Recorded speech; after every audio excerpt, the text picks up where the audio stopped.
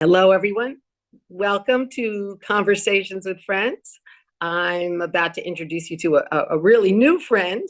I've been following the work that he's been doing and have been to some of the concerts over the years.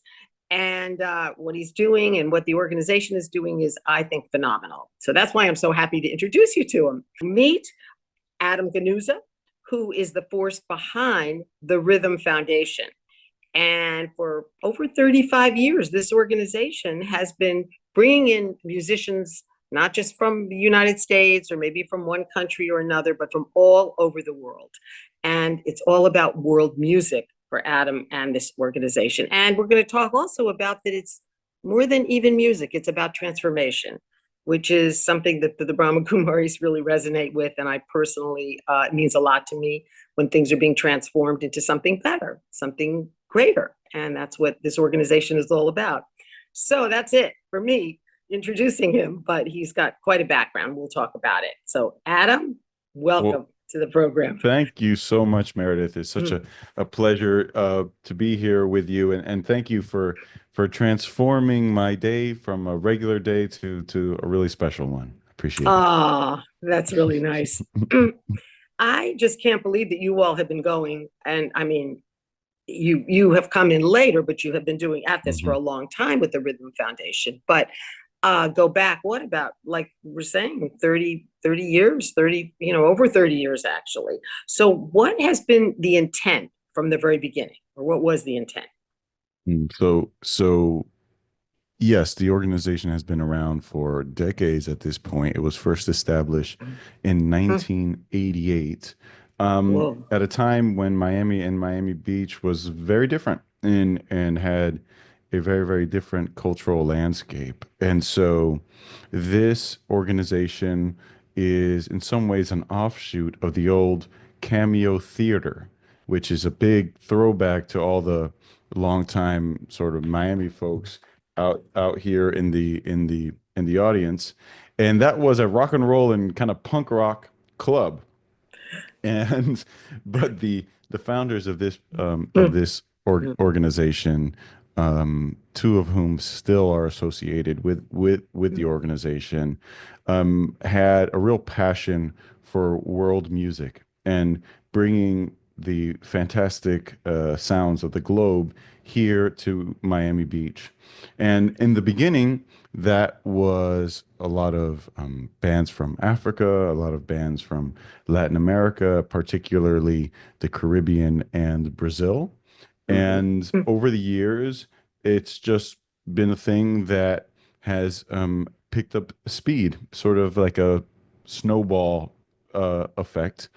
And the moment that really changed the organization was well, I would say there's two big moments. The first big moment is in 2015 when the Rhythm Foundation was awarded a management agreement by the city of Miami Beach to operate the Miami Beach Bandshell, which is a historic oceanfront amphitheater here in Miami Beach. That was the first big moment. And then I'd say that the second big moment was with the pandemic, where the organization was forced to adapt itself in some very substantial and significant ways and really lean into technology as a means to be able to keep connected with our audience and our community, even though we couldn't be together in person.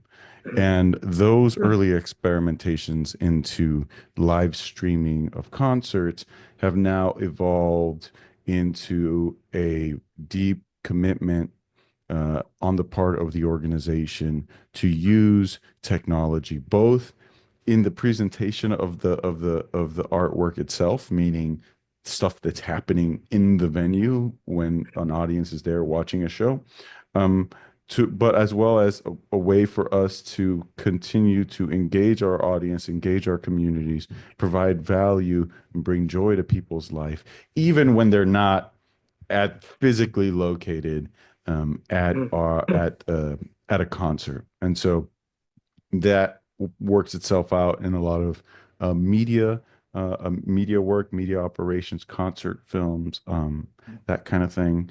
And now it's expanding even further to include, multi-sensory presentations. So concerts that and shows that not only engage your ears but also your eyes and your nose and your sense of touch.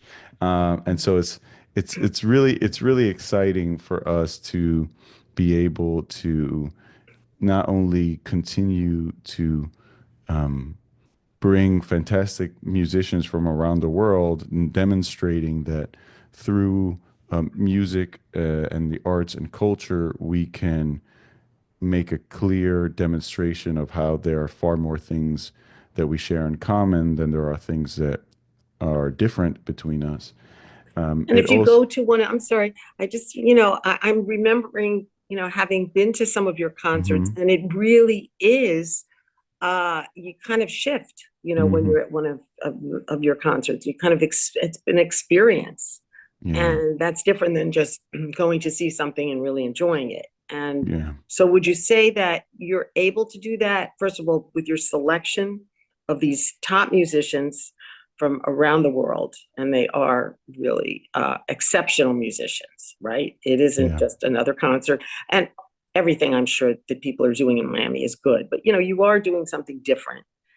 And We are doing yeah. something different. We try to have our own lane, if you will, but you are right that there is a lot of healthy competition in Miami as an increasingly important culture capital for definitely for the Western Hemisphere, but for the globe now. And that's ultimately a good thing because I think it makes the pie bigger for everybody, and it just grows our community of arts and culture lovers down here in Miami. And so we all share in that success. And you're right, Meredith. There is something really special about coming to a Rhythm Foundation production at the Bandshell. And there's a couple different factors I think that go into that secret sauce. Part of it, and a big part of it is the program itself, so what's happening on stage. Part of it is the physical venue, something about it. It's round curves. It's open air. The breeze coming off the ocean. It really feels like a big warm hug on you that people respond to well. And then the last part of this is the people that work with us. We have about 50, somewhere 50 to 60 um, staff members at the Rhythm Mm-hmm. Foundation and the Miami Beach Bandshell, and for all of them, their passion is our shared passion is live music, and so folks are genuinely happy to be there, and that happiness, comes across and gets transmitted and to our audience, and it's contagious.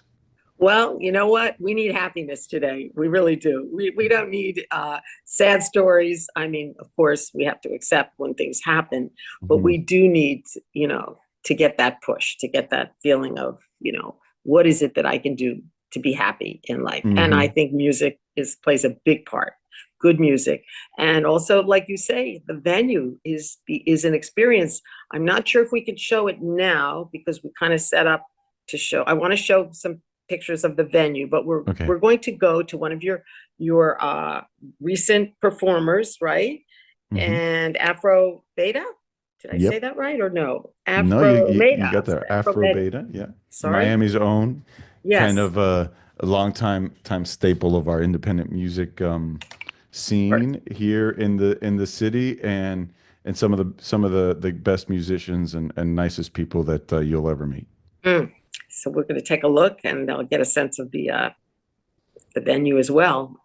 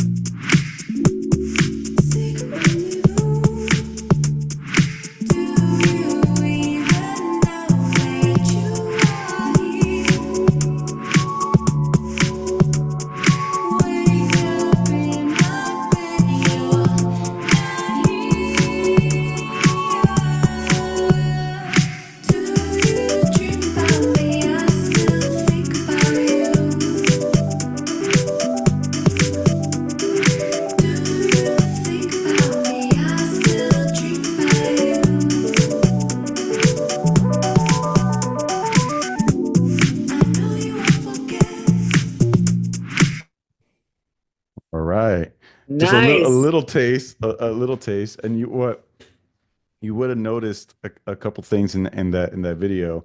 It had a bit of a snow globe kind of theme Hmm. to it, sort of snow princess theme. This was part of our holiday show from Mm. last December. That was Kusi Amador. They're singing half of the Afrobeta. It's a musical duo. Tony Smurfio, you saw his hands playing on the keys Oh, there, yes. and the costume design, plus there's a bunch of little sort of pom snowballs that you might have noticed Yeah. in the foreground. That was all designed by a fiber artist called Carell Levy, who's been based in Miami here for quite some time. And visuals were designed by an artist named Mariana Mendoza. Mm. You would have seen the facade in that video. We got a little sneak peek and we saw the whole facade of the band shell with some very cool kind of abstract geometric designs. That's part of that's made possible by a projection mapping system that we have in our installed at the venue, which was just fully installed a little less than a year ago. And what's really neat about that is, and you also see in this image, this central canopy kind of shaped like a flower or a martini glass, depending on your hobbies. And uh, so what we have here is a national historic landmark building, so a historic skeleton with real modern guts, right? So we have a completely state-of-the-art data infrastructure and technological infrastructure in the facility that allows for that kind of super cool visual effects that you're seeing in that video. So every single concert that you present, that what I'm getting is that a lot goes into it. It isn't just Hmm. bringing the performer in, which is good enough, or the performers, but to taking it to another step, and Yeah. another step and another step. So the whole look, it means something. The experience. The night that I was there, they were walking around. Dancers were walking around the room, Hmm.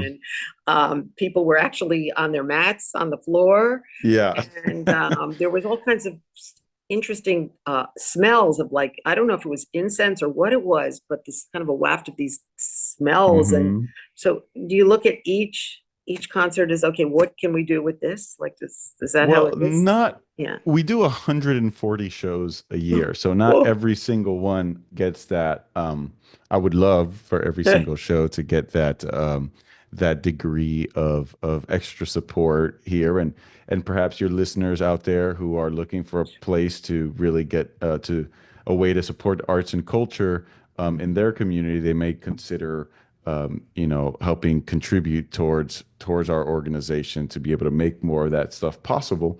Um, but the important thing here is that we the music, the technology, the smells, the sights, the sounds, all of that is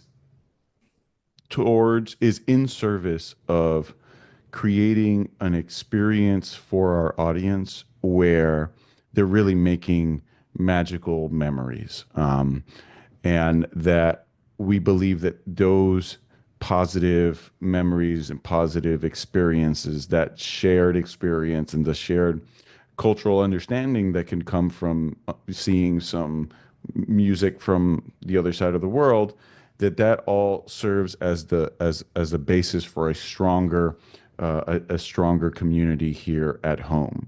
Because ultimately, I see myself as only partially being in the music business and in production business. I'm mostly in the community building business, and so you know all of what you see here in these images and the incredible music and the incredible visuals are all in service of that purpose of giving people a place, a real kind of special memory for through which they can, you know, create these markers for their own life, and like serve as the basis for us to say, hey, you were at that thing, I was at that thing too. Wasn't that so cool? Da, da, da, da.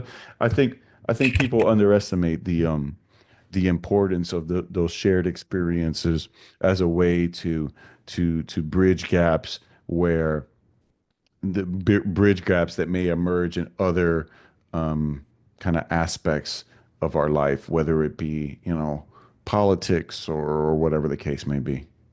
Well, I love what you're saying because I completely resonate with that. And that's what Hmm. the Brahmakumaris, resonate with too, is that we really do need to create new experiences Hmm. and experiences that are, in a sense, about peace and acceptance of others, and accepting people rather than living in a community there where we feel, oh, those people live over there and those people live Hmm. over there. It's just to feel like we're all one, we're all brothers or brothers and sisters or whatever. Hmm. Hmm. And what you're doing is, in a sense, creating such an atmosphere and an event. And like you said, you can't do every single one with, as if it's like, you've done. I mean, it's hard to be able to reach that state of perfection with each Yeah. one, but I think that you're doing a good job doing that. Yeah, And we're making our way in in that direction, and love it when we have new people in the space. You know, there's one phrase that I always kind of go back to, which is, the two best ways I think for people to understand other cultures or other people is through food and music. And so we true. we let the restaurants do the food bit, and All right. we'll focus on the music bit. And especially now, in this particular moment in time, we see our role as cultural presenters and community builders as one that's particularly important and resonant. And we use our platform as a basis to support not only ours but other nonprofit arts and cultural organizations here in the Miami area to support their free expression and the shared cultural understanding that results from that free expression. And what a sense of, like you're saying, community building is a feeling that we're all part of the same community. Hmm. We're not separate, like we're not separated, because when we feel separated from people, that's when the dislike comes in, right? Or the Hmm. rejection comes in. But if you go to a concert like you present, and maybe you see music that you never saw before or never heard before, these experiences are not nothing. They really are. They're transformative. They are Hmm. transforming people's lives. And so I think the trick is to just keep bringing more, of everything in our community, and more Hmm. people, in a sense, do you feel like can awaken to what it is they can do, Yeah, and right? if folks describe their experience with us as transformative, Mm. we consider that sort of the highest level of endorsement one could hope for, especially for an organization that works in the arts and cultural space. Like, if people come in Mm. and leave in a way feeling a little bit changed for the better, then hey man, we're doing a great thing by them. We're doing a great thing by society, and that's probably good business as well. So, you Oh, know, Adam, I want to ask you something, because mhm. you are definitely, you're on the path, you're leading the path, with the work, and you're obvious. I can just listen to you and your Mhm. commitment. And it isn't just words, obviously. This is the truth. This is what I want to do. And what I'm Yeah, feeling is people all over the world are coming to this in different places, but you're yeah, bringing them together and they're getting a sense of other worlds. And I'm just wondering, how did you develop this? How did you come to this? I mean, I do know that you worked with the best of the best for many yeah. years. So maybe we should mention that, but it might have happened to you before, right? with Yeah, Alberto Ibarguen, and you were at the Knight Foundation I for how was. many years? How many years? Let's say like 7.5, Yeah. going on 8, something like Uh-huh. that, which was a really, really fantastic experience. And I'm still a huge supporter of Knight Foundation Mm, and all the work that they do, especially their focus on journalism and local journalism to be exact. That's just on a personal note. So mm, how did I come to this? You know what's funny? I did not grow up in a particularly artsy kind of home.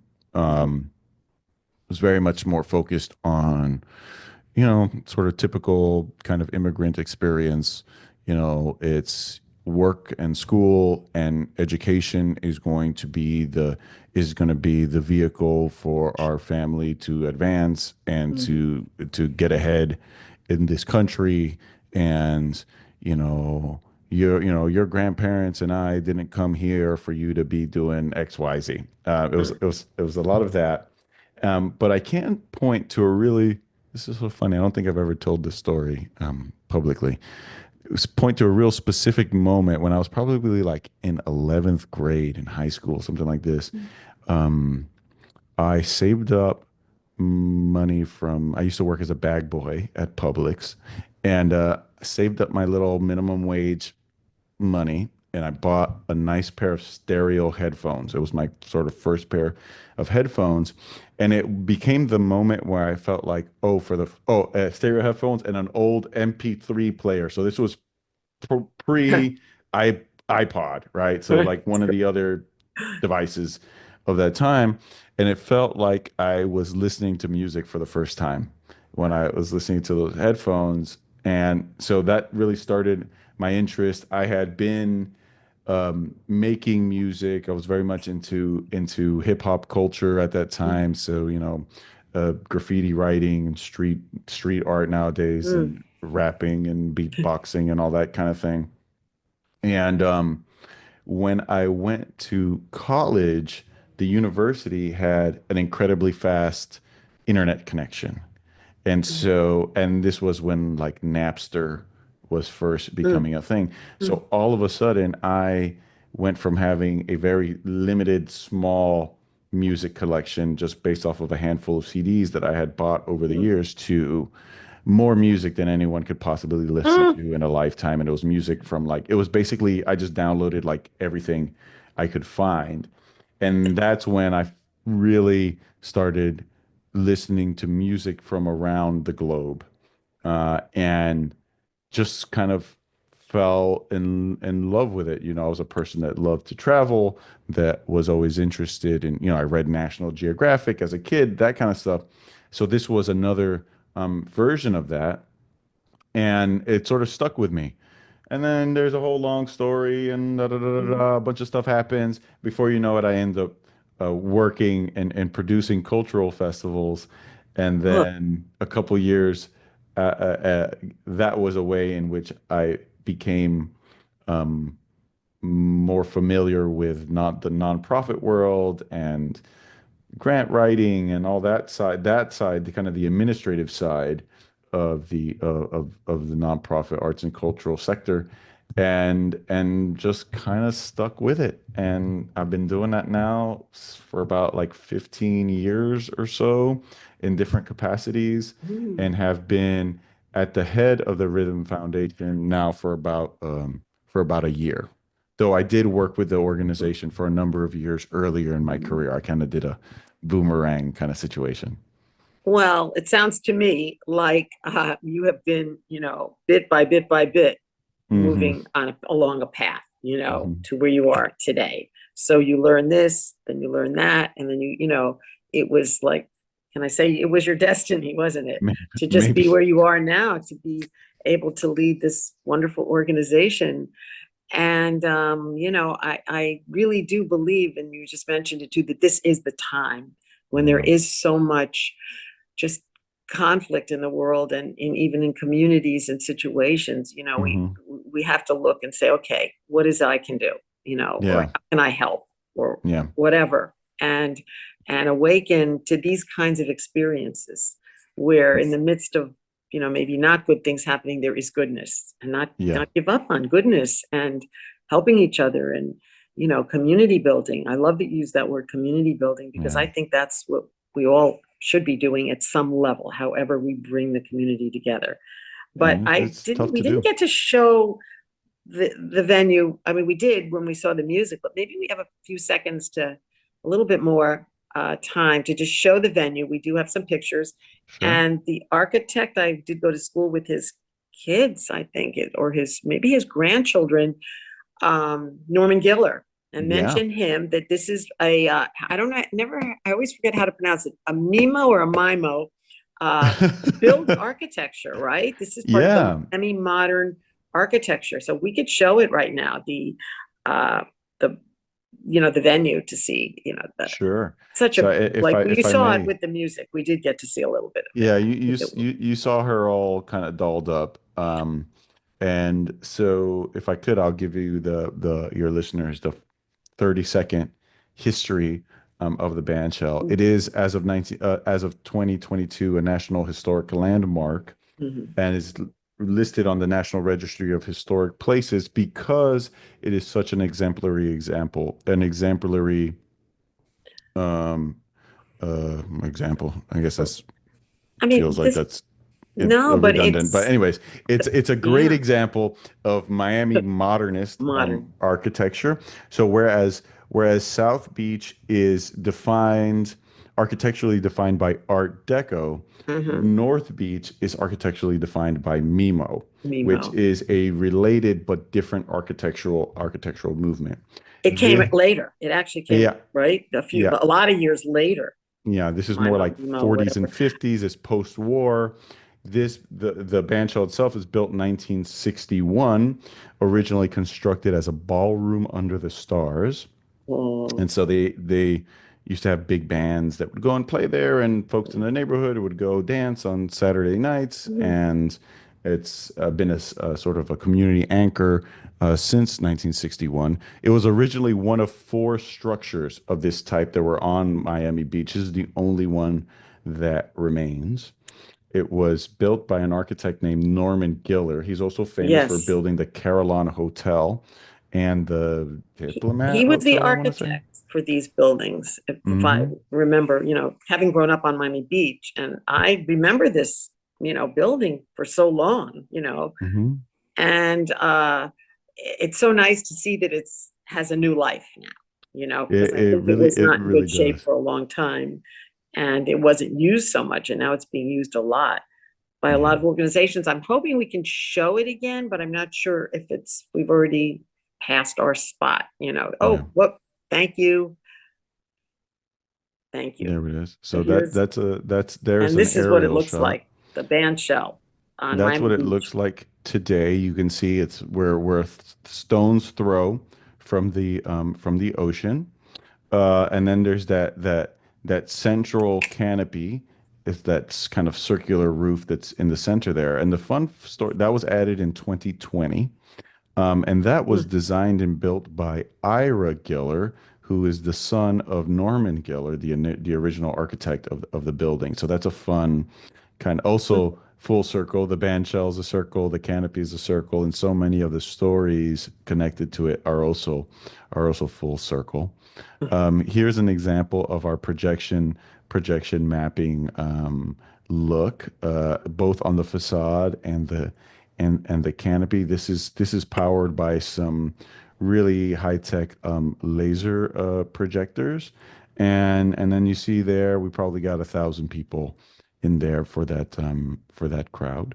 And the programs that we offer run a really broad range. They go from popular music, global music, reggae, rock, all sorts of stuff, to the orchestra, dance performances, film screenings. We'll have private events, weddings, bar mitzvahs, that kind of thing. And so there's a little something for everyone here at the Bandshell. And so I would encourage people to visit our website, miamibeachbandshell.com. You can see the full calendar there. And you can also get more information on our community programs, which are offered free. They're free and open to the public. We do about 2 or 3 free shows a month, give or take. And we have a couple series, different program series that are intended to expand access to top quality arts programming here in Miami. One of those being a crowd favorite, which is our roller disco series, where we take everything out from the band shell and turn it into a roller disco where we got all the lights and the disco balls. We have a DJ, and we even have skates that are available for rent, and they're complimentary to Miami Beach residents. So and it's the old school, 4 wheel skates, not the roller blades. So you can Yeah. it's that one is just so much fun. It's kind of good old fashioned wholesome fun. Everybody loves it, and man, it's a good time and good for you too because it's definitely a workout. Well, rollerblading or roller skating or whatever is good. Hmm. It's good for you. It's another thing that's good for you. So I get the feeling there's nothing that you've missed. And, you're appealing to everybody in this community, whether they're young, whether they're athletes, whether they're older, Hmm. you've got something for everyone there at the band shell. And Very, a lot very of much so. people know about you, of course, because I see that a lot of, your performances are just filled to the brim. But Mm. I'm hoping, and I'm sure it's happening to you, with all that you do, that it just more people hear about it, more people here know what you're doing, and then they say, I'm going to show up. It's such a pleasure to be there. It really is, to experience the band shell and what you're Mhm. doing, the work that you're doing with the Rhythm Foundation. And Mhm. I think we've exceeded our time here. I Oh, really? Oh, we can did keep that. going. I We think can that keep going, I Meredith. forgot to look, to be honest with you, how long we were going We for. can do the extended cut, the Right, director's right. cut. But Adam, it's just really been a pleasure. And I just love how it isn't about just bringing music to South Florida, but bringing extraordinary music to South Florida, Yeah. and not just from one place or another, from all over the world. I mean, that's extraordinary. Yeah. That and really and is. it's using all of that as a way to bring us together as a community. Where we are ultimately, we're a mission driven organization. Like, yes, we do our programs need to be sustainable. We do need to be able to compensate Sure. people and keep the lights on and all these sorts of things. But that sustainability is that sustainability is important because that's what allows us to be able to do the great community program and mission-based programming that Mhm. that we all love to do. That's what drives us. That's what gives us the resilience to deal with the 1,001 setbacks. And hey, listen, it's always much more fun to attend a show than it is to put one on. And but all the challenges are all worth it when we see the amount of joy and positivity that we're able to bring into people's lives in a moment where folks need as much of that as they can get. And you're doing it. You are doing it. And I Thank love, you. again, I've said it already, your commitment and I mean, it's really infectious. I can see that anybody who meets you and sees the work that you're doing, you have to walk away feeling, okay, what is it? And that to me should be the question that we all ask. What can I do to help the world, help our community? That is the And truth. it's with you, it's all about the music. And that's Yeah, we great. we gotta we gotta be the change, I Oh, suppose. I love it. I love it. I really do. We do. And we have to not give up and not get cynical, because Yeah. people get cynical and they feel there's nothing they can do, but there is something everybody can do. And so I hope people will go out and support you in any way that they can and attend your performances and do whatever it is that they can do to be part of this great organization. So, Adam, it's really a pleasure to get to interview you. I know we could have gone longer, but we're going to have to say goodbye now. So I thank you so much for taking the time to join us. And thank you so much, Meredith. Thanks. And and best of luck on the podcast. It is a real a pleasure and an honor to have been invited on today. This has been great. It really has. So thank you so much.